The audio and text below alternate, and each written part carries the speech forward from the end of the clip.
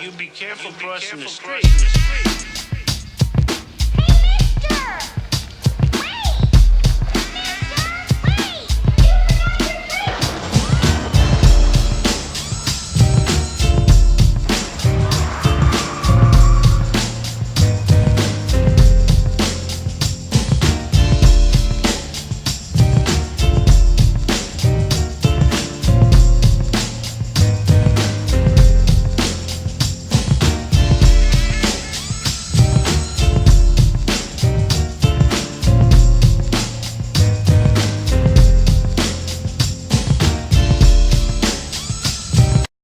Hancock moved back to Perth. There was not a lot left in Ora Banda.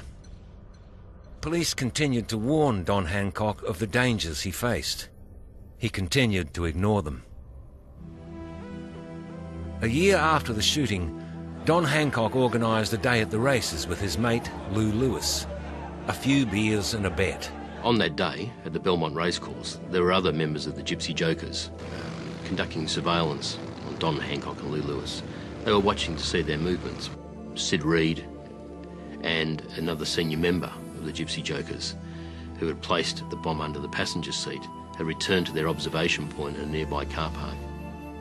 At about 5:30, after the last race, Don Hancock and Lou Lewis drove away, back home, back to Lathlane. By that time, Lou Lewis had driven the mere 2 to 3 kilometres back to Don Hancock's home, and they were in the process of just pulling onto the front verge when the power gel detonated,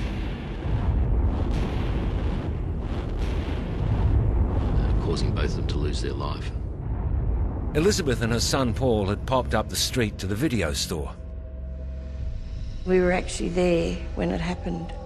On the way home, I didn't hear anything, but apparently it was heard for miles.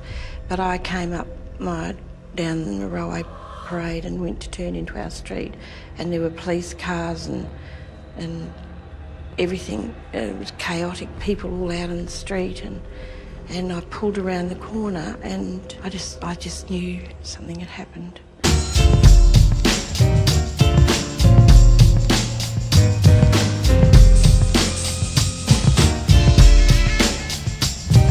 The most infamous of these crimes involved ex-Western Australian policeman Don Hancock and the Gypsy Jokers. In 2000, Don Hancock and his family had retired to the small goldfields town of Ora Banda. The former head of the Perth CIB, he was back where he grew up. Hancock owned the pub and he had restored a gold battery. He and his wife Elizabeth lived nearby. I was very proud of him because I knew how hard he'd worked all his life, for it, and he was a very decent man, He retired, and in many ways he had the dream retirement of a police officer. On Sunday, October 1st, 2000, a half a dozen Gypsy Jokers turned up at the pub. Things got out of hand, and Don Hancock closed the bar. So he stood up and said, "Righto, last drinks, everyone, I'm going to close the hotel." And the bikies left.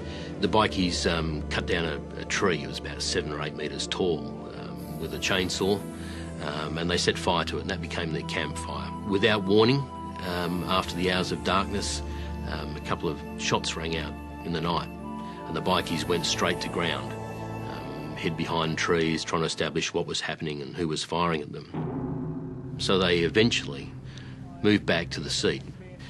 3 of them were sitting on the seat, and William Billy Grierson was one of those. And he was sitting next to other bikies.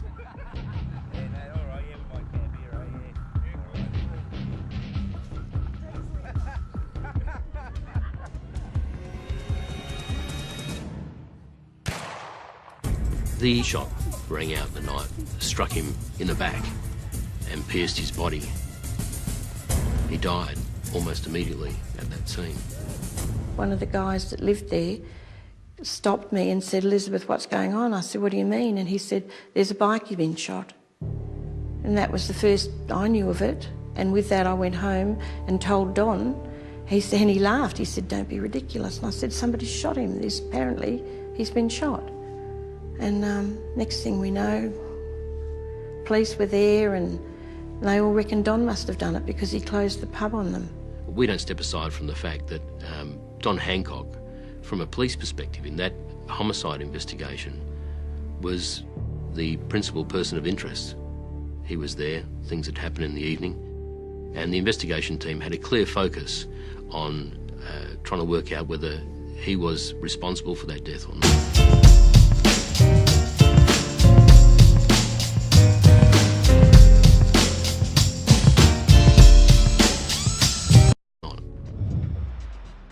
Over the next year, the Hancocks lived through a reign of terror.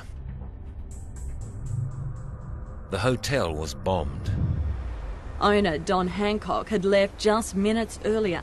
3 weeks later, another 2 explosions, this time targeting the town's old general store and gold crusher. That same night, a vacant house torched. The link, Don Hancock. He owned all 3 properties. At that stage, police wanted him under protection. Don Hancock wanted to live his life to the full. He knew that he was under threat by the Bikies thereafter. But he put to us that he didn't want to go into witness protection.